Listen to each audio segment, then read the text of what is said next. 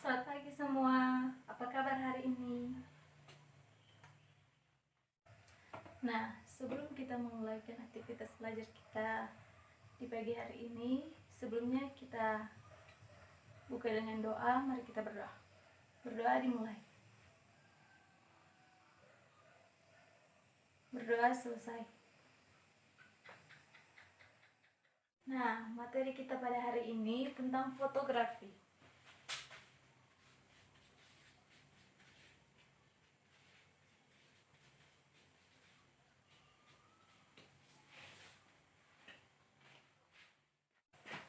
Di dalam fotografi terdapat jenis-jenis fotografi spesifik yang dapat kamu dalami sesuai dengan passion. Masing-masing jenis fotografi memiliki teknik dan skill yang berbeda. Yang pertama, landscape fotografi.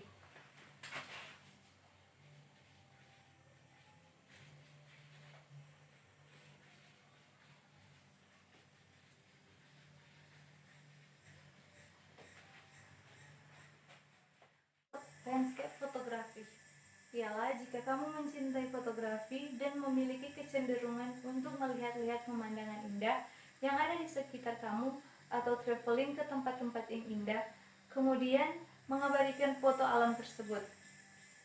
Kamu pasti tertarik dengan landscape fotografi. Landscape fotografi banyak dicari oleh rumah media. Kamu dapat menemukan karya-karya landscape foto yang keren di National Geographic. Dan yang kedua ada wildlife fotografi.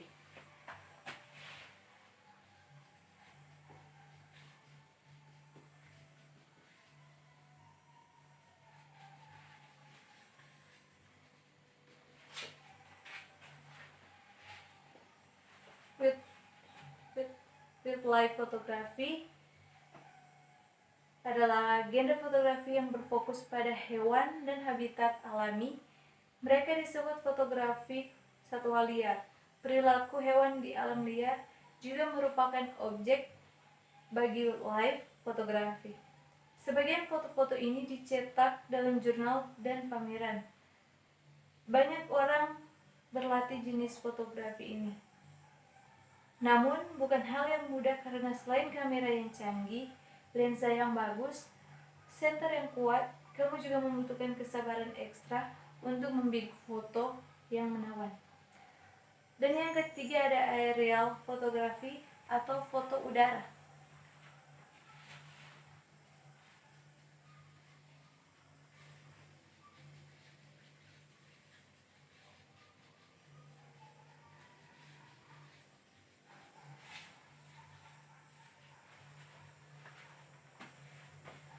Aerial fotografi adalah jenis fotografi di mana foto diambil dari udara dengan menggunakan pesawat, balon udara, parasut, atau diambil dari atas gedung pencakar langit.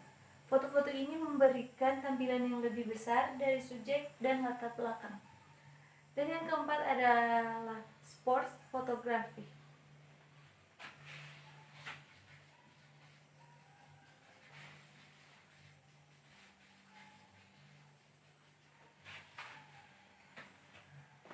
Sport fotografi ialah genre fotografi mengkhususkan diri dalam menangkap momen yang menentukan dalam sebuah acara olahraga.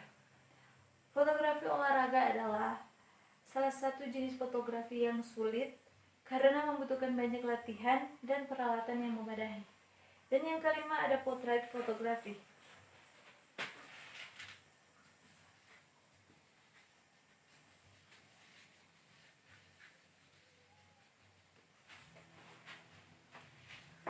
Portrait fotografi adalah salah satu jenis fotografi dengan umur yang paling tua. Fotografi portrait adalah segala hal mengenai menangkap suasana hati seseorang dengan penekanan ekspresi. Jenis ini tidak perlu menggunakan model profesional, bisa memotret anggota keluarga. Ada banyak cara untuk membuat hasil foto portrait yang menakjubkan. Dan yang keenam ada arsitektural fotografi.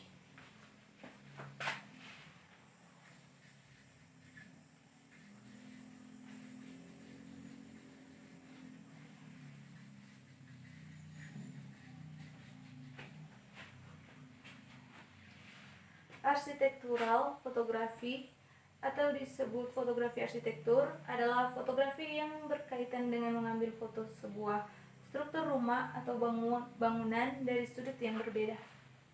Tujuan utama dari fotografi arsitektur adalah untuk menciptakan dampak positif pada pembeli potensial real estate. Dan yang ketujuh ada wedding atau event fotografi.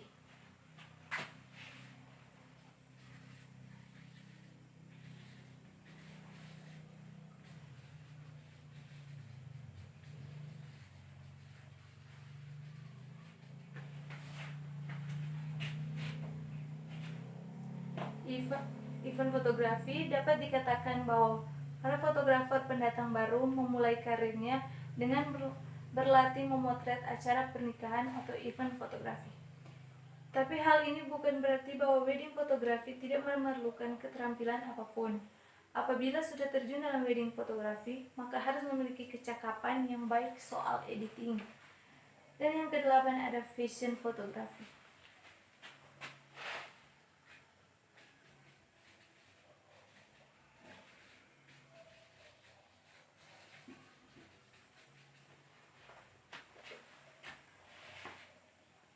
Fashion fotografi ialah memotret model dengan pencahayaan yang glamor, dan juga selain model fotografer memotret item fashion seperti tas, baju, sepatu, aksesoris, atau make up. Fotografi jenis ini biasanya banyak digunakan dalam dunia periklanan dan majalah fashion. Dan yang kesembilan ada makrofotografi.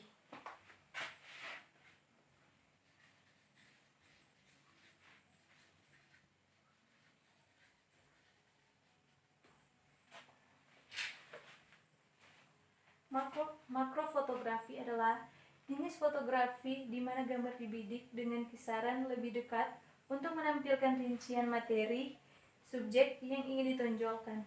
Subjek yang menarik dari fotografi makro adalah bunga, serangga, tekstur dari sweater, atau keranjang. Nah, itu semua jenis-jenis fotografi. Sekarang kita masuk dalam perkembangan fotografi. Fotografi berkembang dengan sangat cepat, tidak semata heliografi lagi karena cahaya apapun kemudian bisa dipakai, tidak semata cahaya matahari. Penemuan cahaya buatan dalam bentuk lampu kilat pun telah menjadi sebuah aliran tersendiri dalam fotografi. Cahaya yang dinamai sinar X kemudian membuat fotografi menjadi berguna dalam bidang kedokteran. Selain perkembangan, ada juga kemajuan di dalam dunia fotografi. Kemajuan fotografi memang memacu fotografi secara sangat cepat. Kalau dulu kamera sebesar mesin jahit hanya bisa menghasilkan gambar yang tidak terlalu tajam. Kini kamera digital yang cuma sebesar dompet mampu membuat foto yang sangat tajam dalam ukuran sebesar koran. Nah, sekarang kita masuk dalam kamera digital. Kamera digital adalah alat untuk membuat gambar dari objek untuk selanjutnya dibiaskan melalui lensa kepada sensor CCD. Ada juga yang menggunakan sensor CMOS yang hasilnya kemudian direkam dalam format digital ke dalam media simpan digital. Karena hasilnya disimpan secara digital, maka hasil rekam gambar ini harus diolah menggunakan pengolah digital pula, semacam komputer atau mesin cetak yang dapat membaca media simpan digital tersebut. Kemudahan dari kamera digital adalah hasil gambar yang dengan cepat diketahui hasilnya secara instan, kemudahan memindahkan hasil transfer dan penyuntingan warna, ketajaman, kecerahan, dan ukuran yang dapat dilakukan dengan relatif lebih mudah daripada kamera manual, dan penyuntingan warna, ketajaman, kecerahan, dan ukuran yang dapat dilakukan dengan relatif lebih mudah daripada manual. Di dalam kamera digital ada 3 komponen. Yang pertama ada sensor kamera,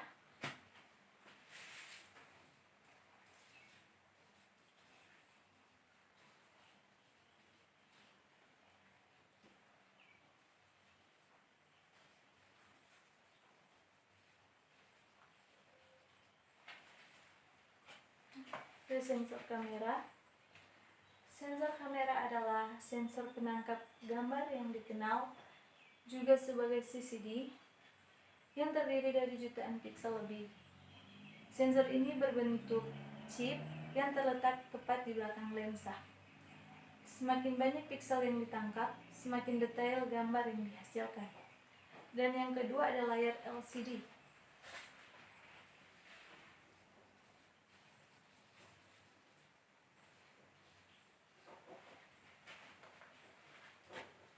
Layar LCD adalah layar kecil pada kamera digital yang bermanfaat untuk melihat seperti apa bidikan yang ditangkap oleh sensor CCD. Hasil yang ditujukan pada layar LCD lebih akurat dibandingkan hasil yang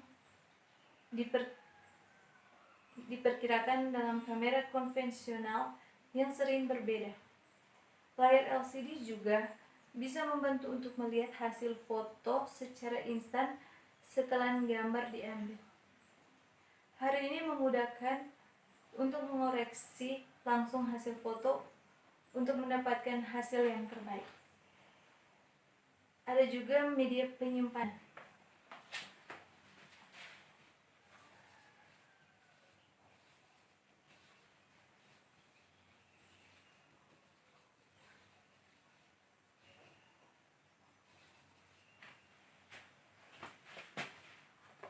Media penyimpanan salah satu komponen yang sangat berperan dalam media penyimpanan. Media ini dapat berupa kompak, flash, memori stick, dan sebagainya. Pada umumnya, media penyimpanan memiliki kapasitas penyimpan gambar dalam jumlah besar sesuai dengan kapasitas memori yang dimiliki. Kapasitas gambar pada setiap media juga ditentukan dengan kapasitas resolusi dari masing-masing gambar yang dihasilkan. Semakin tinggi resolusi CCD, semakin besar ukuran ruang untuk menyimpan berkas yang dibutuhkan dalam media penyimpanan. Nah, itu tadi 3 komponen kamera digital. Di sini juga ada tertulis 2 jenis kamera digital. Pada dasarnya kamera digital dapat dikategorikan dalam 2 jenis, yaitu kamera saku atau digital pocket camera. Itu yang pertama. Dan yang kedua, kamera digital SLR atau digital single lens reflex SLR camera. Nah, itu tadi jenis-jenis kamera digital. Dan sekarang kita masuk dalam klasifikasi kamera digital. Kamera digital dapat dibagi menjadi beberapa grup, antara lain: 1. Kamera video. Kamera video profesional seperti yang digunakan dalam pembuatan acara televisi dan film. Biasanya alat ini memiliki beberapa sensor gambar, satu untuk setiap warna, untuk meningkatkan resolusi yang gamut warna. Di dalam kamera video ada juga camcorder, digunakan para amatir. Ini merupakan gabungan antara kamera dan VCR untuk menciptakan unit produksi yang sudah terintegrasi. Mereka biasanya termasuk mikrofon dan LCD kecil. Nah, yang kedua ada kamera diam. Kamera diam digital atau dalam bahasa Inggris digital still kamera adalah kamera yang digunakan untuk menangkap gambar diam. Biasanya golongan ini dibagi menjadi 3 kelompok, antara lain: A. Kamera digital kompak atau kamera saku. Ini merupakan kamera digital yang paling umum dan paling mudah digunakan karena fungsinya sebagai tematis dengan bentuk yang kecil dan mudah dibawa. Ada kamera jenis ini pada zaman sekarang juga sudah dilengkapi fitur-fitur seperti kamera SLR atau prosumer dan sudah bisa digunakan untuk zoom jarak jauh maupun makro atau jarak dekat. B. Kamera digital prosumer merupakan kamera digital kelas menengah dengan fungsi yang hampir menyerupai SLR.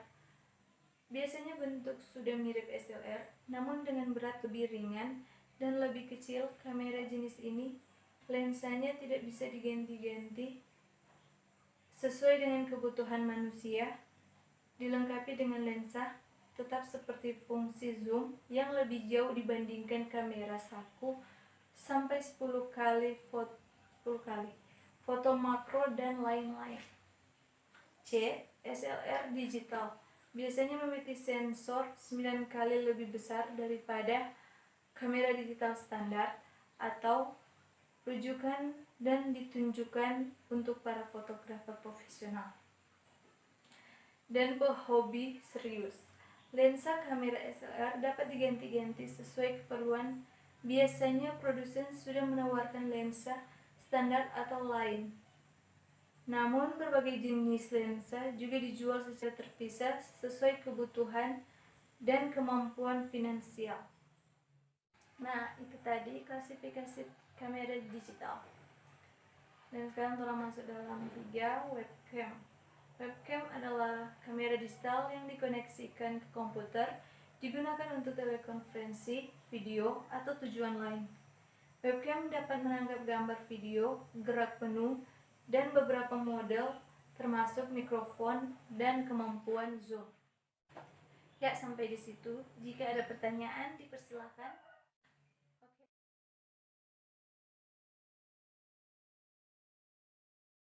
Oke, terima kasih atas pertanyaannya. Saya akan menjawabnya. Di dalam media penyimpanan ada 3 penyimpanan. Yang pertama compact flash, dan yang kedua memory stick, dan yang ketiga kartu SD. Dan jika ada yang ingin bertanya lagi, dipersilakan. Dan terima kasih jika sudah tidak ada. Ya, materi kita sampai di sini. Dan materi selanjutnya kita bertemu minggu depan. Terima kasih, sampai jumpa.